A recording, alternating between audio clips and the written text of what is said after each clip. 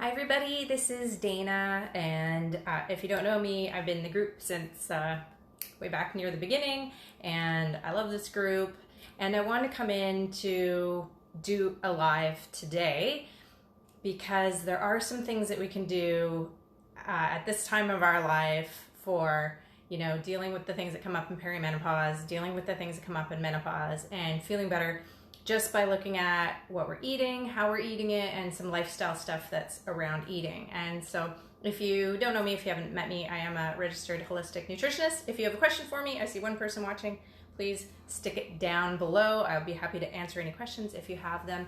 Two of the things that were brought up to me that I'm going to try and address today, which is probably a lot for a live already, it's two things, but we'll see what we can do, is one, blood sugar and cravings for sugar all the time and wanting to eat all the sweet things. And so I will definitely address some things that we can do about that. And the other one was liver health and concern about the liver and what can you do to support your liver. And those are two really great topics, and they're both super related to each other as well. So if we eat a lot of sugary things, that's not good for our liver. So that's how those two things are related. In fact, the real epidemic of fatty liver disease that's happening all over the place has a lot to do with eating too much sugar, especially fructose, and drinking too much as well is not good for the liver, but that's how those two things are related. And if you do have a real sugar addiction, oftentimes that's related to perimenopause. It can be, but it can also be related to stress. So how that happens is that when you're going through some hormonal imbalances, some hormonal shifts, when things are changing with your ovarian hormones, it's putting a lot of stress on your adrenal glands, which are the ones that help you manage stress. And so because of that, we need to address our stress to better manage our hormones and to just give the body more reserve to be able to handle things. What can happen is if we're stressed and we're pushing ourselves, then the body can turn the master hormone that we have, pregnenolone, into, instead of things like progesterone and estrogen and things that we can use, it might turn it into cortisol, which is a stress hormone. It might steal it and use it to make stress hormones for us, which we don't want extra of, which helps to create that spare tire around the top, the muffin top kind of thing that nobody likes, or love handle thing.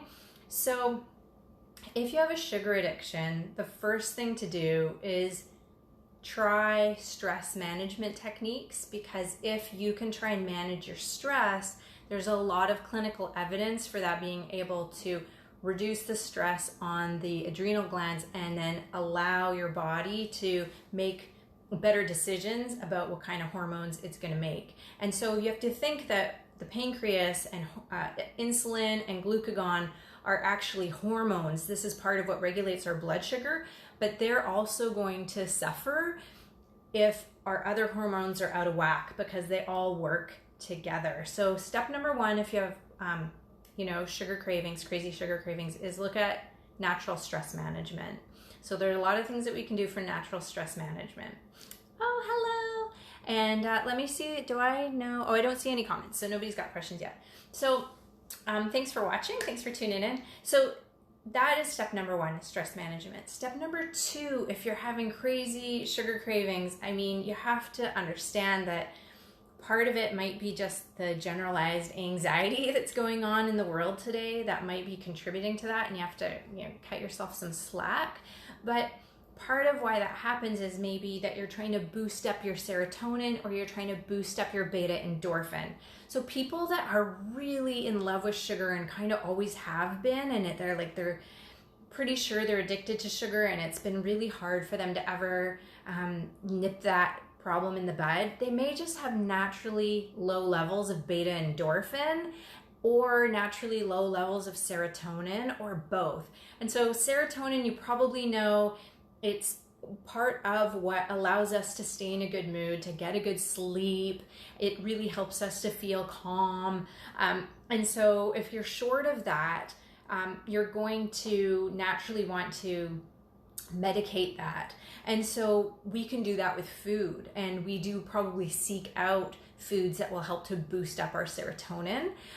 And so if you're feeling lots of cravings for certain types of things like carbs and sugars, that could be one reason. Another reason could be low levels of beta endorphin.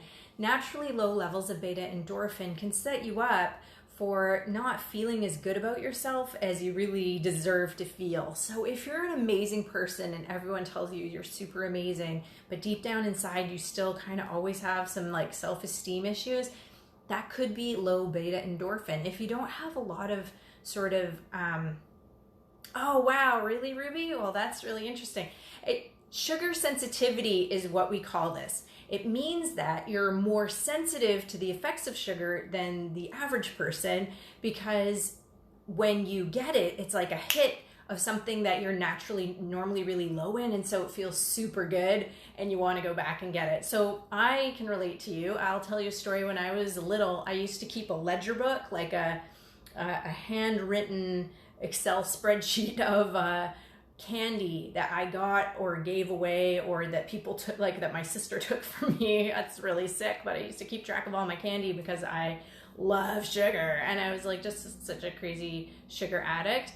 And so I think that I come by it naturally because there are some cravings for like thrills and adventure in my family. On my dad's side, I think he's naturally really low in beta endorphin and a natural addict, and that addictive tendency makes you crave the sugar.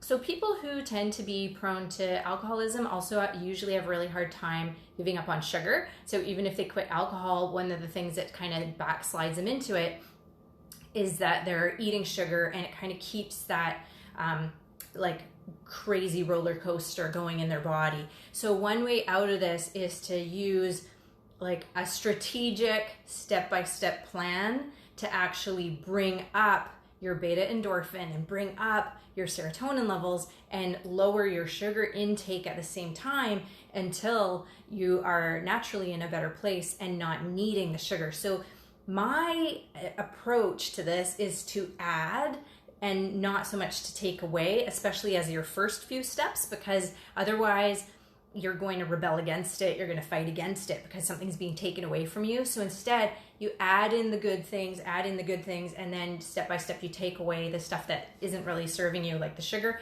and you'll be surprised because it works really, really well. So SSRIs versus sugar, it's really interesting. So there are a lot of healthcare practitioners that have looked at the science and aren't really fully like believing that most mental health disorders require the SSRIs as an intervention, or don't seem to show that they're super helpful. Now, I'm not taking a stance on that one way or the other and disagreeing with the science of SSRIs, but there are a lot of arguments that could be made that mental health issues tend to be like so embedded within societal issues that it's hard to separate one or the other. Like, are you sad because you have low brain chemistry, or because the world is crazy and you're normal, and like good for you for recognizing it? I don't know.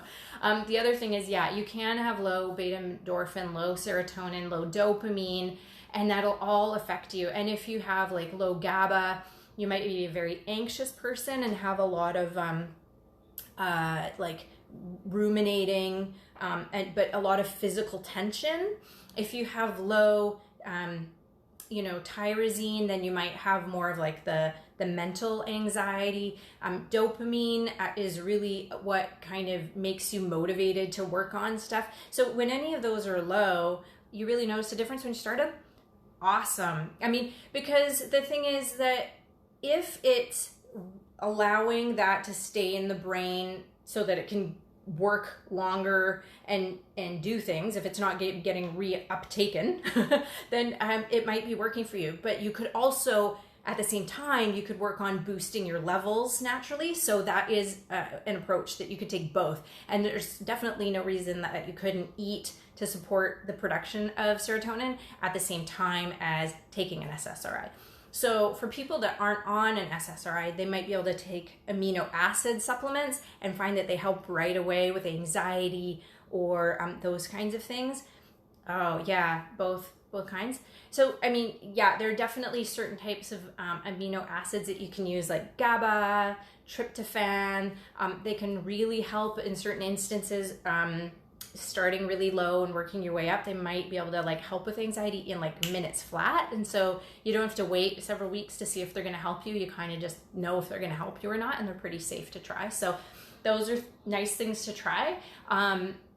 But in terms of like the sugar addiction, it's a bit more of a process, because you have to look at how you're eating, what's your eating schedule, like what is your like daytime routine look like, and what foods are you eating, and that kind of thing. So there is a pretty easy step-by-step plan for figuring out, you know, if you're sugar sensitive. There's kind of a quiz that you can take, and then if you think that you are sugar sensitive, you can definitely like try implementing the step-by-step thing, and it definitely helps. Yeah, I get you on the addictive behaviors. We got some of those.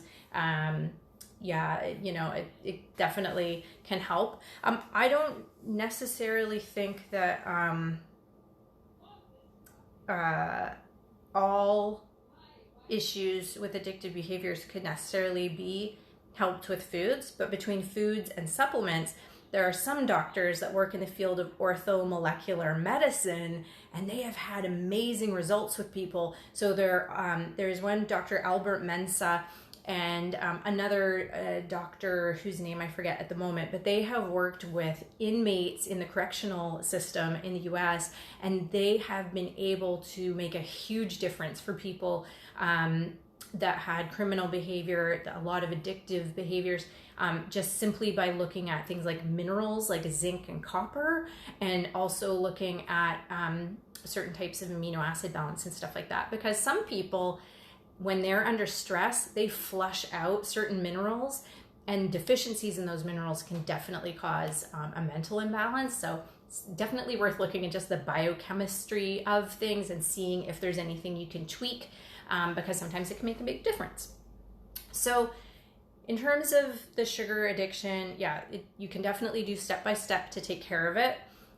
Some of the steps that you can do to break the sugar addiction are the same things that I'm going to talk about in just a moment that are beneficial for the liver, because a lot of what can help the liver is moving away from an addiction to sweet things as well.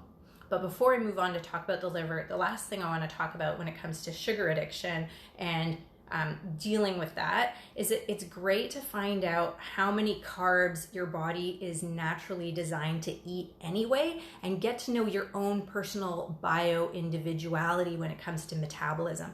So you can do, I have quizzes that you can do so that you can figure out, are you better on a more vegetarian diet? Are you better on a higher protein diet? Is that protein better when it's more white meat and fish? Or do you do better on a high purine diet like red meat and certain types of shellfish and stuff like that? There are definite differences in body chemistry that make a difference and that impact whether we get energized by fat, or if they make us feel exhausted, or energized by fruit and sugar, or if that actually just makes us crash. So it's really good to know what your body works best on.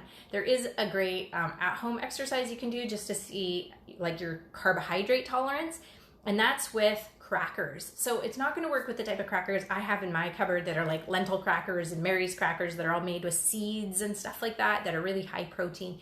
You do want to get the type of crackers that, you know, we used to dip in our soup when we were kids, like saltines and Premium Plus and like whatever those like stone wheat thins and stuff like that. If you chew on one of these crackers and you time yourself, you need to pay attention to how long it takes you to completely turn that thing to mush, to liquid, until you can swallow it. And if you can use your saliva to turn that thing into liquid very quickly, that means you're probably someone that has a natural biochemistry that does really well with carbohydrates. Like your ancestors gave you the ability to break down carbs quite quickly.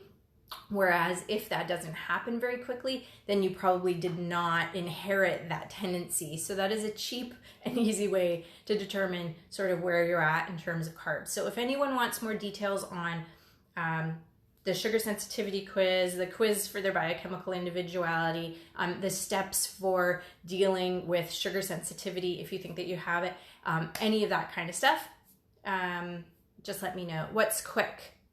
So if you're having, oh yeah, so 30 seconds is kind of the cutoff point. I could send you the sheet that gives you the timing of it. Like if it's between like 1 and 15 seconds, you can kind of tolerate like 200 carbs, you know, a day. And if you have like 15 to 30 seconds, maybe you can tolerate like 150 carbs a day. It's a kind of a rough estimate, and depending on who you listen to, there's a wide variety of exact answers for it, but it's interesting to kind of see where you fall on that range. Yeah, you love crackers. Yeah, I mean, crackers, alcohol, sugar, like in the end, they all break down to the same thing. So, you know, it tends to be, if you love sugar, you probably love crackers, right? It just goes hand in hand. So two of the only foods that tend to be, or like macronutrients that tend to be addictive for humans are fats in some people and sugars in many people. And so if you're that kind of person that has that tendency, then yeah, there's stuff that you can do about it. So we can definitely like talk more about a plan for that, but easy things that you can do is like, if you want to eat sugar and you're not ready to give it up, pair it with something else, like pair it with protein, generally speaking, and that really helps. Wake up, drink a glass of water first, start the day hydrated, because of course there's always that thing that can happen where you think you're hungry, but you're really just thirsty and you're getting the signals mixed up. I also know that if some people drink a lot of coffee, that can really affect their blood sugar because it's affecting your adrenal glands, forcing them to work, which affects your stress hormones, which then affects your blood sugar. So anything that you know affects your stress level is something that you want to get under control, and you may want to think about supplements or other ways that you can supplement or take care of yourself in terms of your stress response. So Facebook Live is meant to be a pretty short and sweet kind of thing. So I'm going to move on to talking about the liver. And when it comes to the liver, if you already know that you have a problem with your liver because you've been told that you have fatty liver, or that your liver isn't in really good health, or maybe you even had like hepatitis or something, your liver can regenerate really, really well, which is great news. And so you can support the regeneration of the liver with herbs. This is definitely something that has been proven and can be very helpful. So if you are concerned about the shape of your liver, that's one way to go. It can make a huge difference.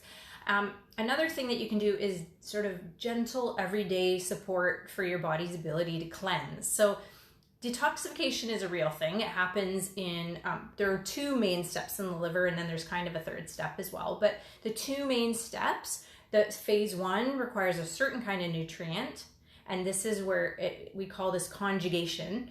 And so the liver takes toxins coming in and conjugates them, or changes them by adding something to them to make them water soluble. And then in the next step, which is phase two, then it actually is going to use more nutrients to do another conversion so that it can make them way less toxic and then ready to go out through the urinary system and through the feces. So the fat-soluble toxins generally go out through the feces. We need bile to help get rid of those, and the water-soluble toxins tend to go out through the urinary system. So you can be nice to your kidneys and urinary system by diluting all those toxins by drinking lots of water, and that's helpful, but it's not really directly supporting the liver. Although if you are not dehydrated and have enough dilution in your bloodstream in general, the blood going into the liver is going to be less concentrated with toxins, which is nice for the liver. So one thing that you can do to support the liver is eating lots of herbs. So fresh herbs like culinary herbs, spices, all these things tend to have the type of phytonutrients that the body uses for these processes, these two phases of detoxification. And foods are really helpful for these two phases of detoxification as well. So cruciferous vegetables, you probably heard that those are very good for you and very cleansing, like broccoli and watercress and bok choy, and all these great cruciferous vegetables that we have, Brussels sprouts and cauliflower and all that stuff. So those are really good to eat because they help support detoxification.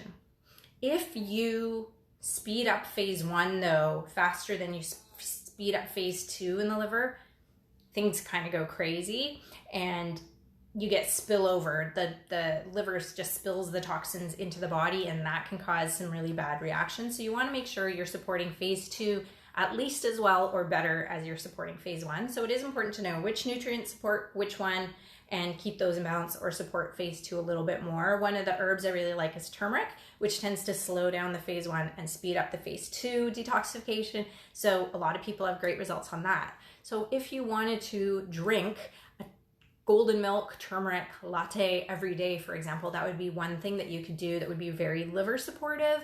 And you can just eat a lot of roast broccoli. I mean, a broccoli when it's like this, when it's raw, that can like be very intimidating and a lot to eat and very filling. But if you just toss it in some olive oil and herbs and then roast it, I mean, you can eat that whole broccoli much more easily. It goes down really easily. So I definitely recommend doing what you can so that it's easier to eat those kinds of things. Another thing that you can do is support all the other processes that support detoxification, so you take some of the load off the liver. So one of these is methylation.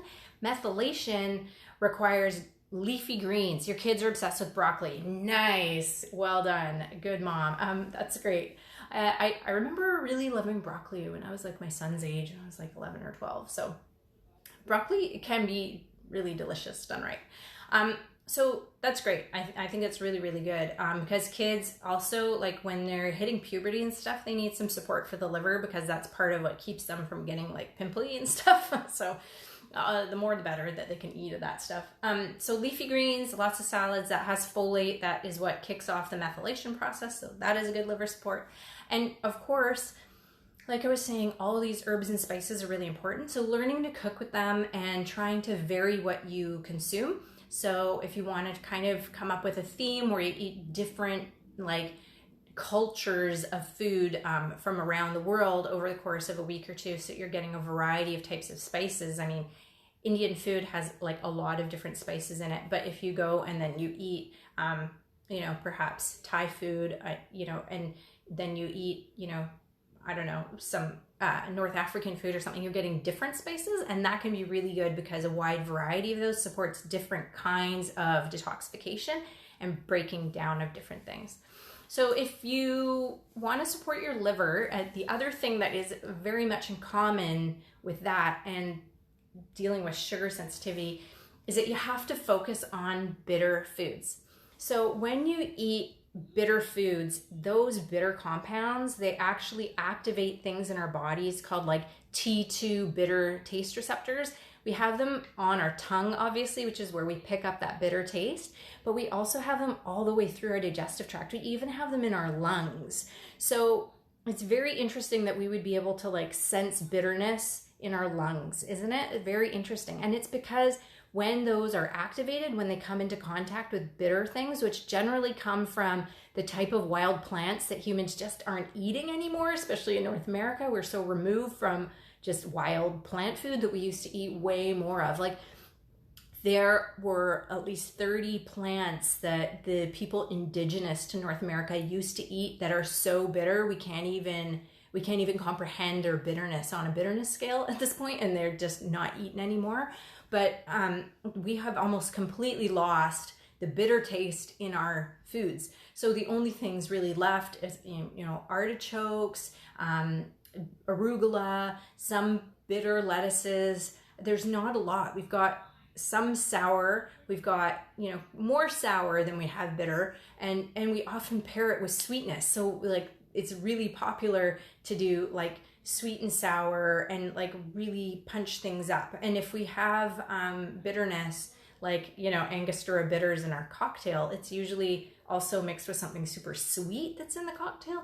And so what I'm going to try and challenge you to do if you really want to love your liver is to try to eat more bitter things and taste the bitterness, even if you have to.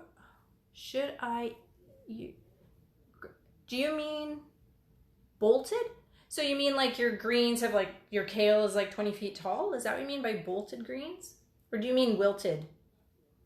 I'm not sure. Boiled, or do you mean boiled? So do you not like any greens? If you think they're yucky, yeah, in your garden they bolt. Yeah, I mean, they taste a lot worse Yeah, bolt. Yeah, they taste a lot worse once they've bolted. That's the problem. Like if like I've got a basil back here and I just pinched it back. I just pinched it back aggressively. Like, so, you know, if you see this stem in the middle, I snipped it right in the middle here and let it grow two sides. And I just snipped all these down because then they won't bolt and get flowers. They'll kind of bloom out wider. And so if you can try and trim your kales the same way, you might be able to, like next season, keep them from bolting, because they're still good for you. They still have those glucosinolates and like all kinds of great stuff in them, but they might taste yuck, right? Yeah, like bolted is grown too long, and it grown too long and to the point where it's going to be woody and it's going to be bitter, and you're going to really like not enjoy what you're eating, right? So what you can do is you can actually chop it up, and you could maybe make your own greens powder with it and then slip spoonfuls of it into like a smoothie. It usually does taste more bitter once they've bolted. So that is good for you. It is good for you. And if you can tolerate it, go for it. I mean, it is still healthy. So the point with the bitterness is like, it will actually, when you taste it and it stimulates stuff throughout your digestive tract, you're going to be producing more CCK, which is an appetite regulating hormone. This is really important. And it's also going to be regulating other types of production of bile and production of other types of things throughout the digestive tract. So the bile is super important for trapping fat soluble toxins and getting them out to the toilet. And so if it's bitter, I mean, if you can deal with it, eat it. Yeah. It's not bad for you to eat those necessarily. And yeah, they are more bitter, and it's okay. Yeah. So tends to be something that you can find a way to eat it. So actually I have like even a bitter liquid tonic that I can show you.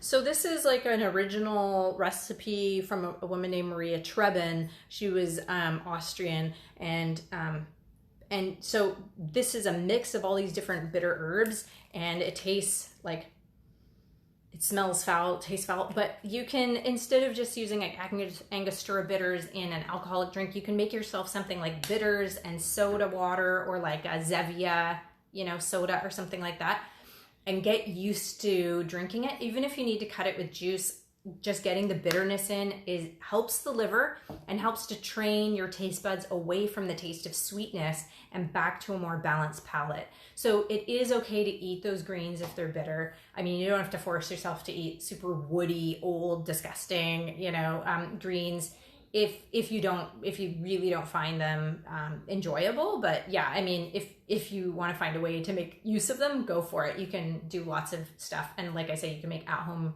greens powder with them, or turn them into chips and season them. Like you can make kale chips with old kale, and then you can like season it with like salt and vinegar flavor or whatever, and then like that's one way to enjoy them. So whatever works for you, that would be really good. So I hope that helps. If you've got any questions about some of those things that you can do for the liver, like exact nutrients for phase 1, exact nutrients for phase 2, some of the herbs that would help, or if you need any support with that, I've already told Patricia that I would make her a list. So I'm gonna definitely put a list together of liver loving herbs. I'm probably just gonna post that though over in my Healthy Habits Facebook group. So up that's probably where I'll post it. I don't know if we have a files area in this group where I could add it, but if we do, I could add it there too. So I hope that helps. If you had any more questions, I can always answer them another time, or you can get to me, Dana at Healthy Wealthy Habits. You can email me, or you can shoot me a DM.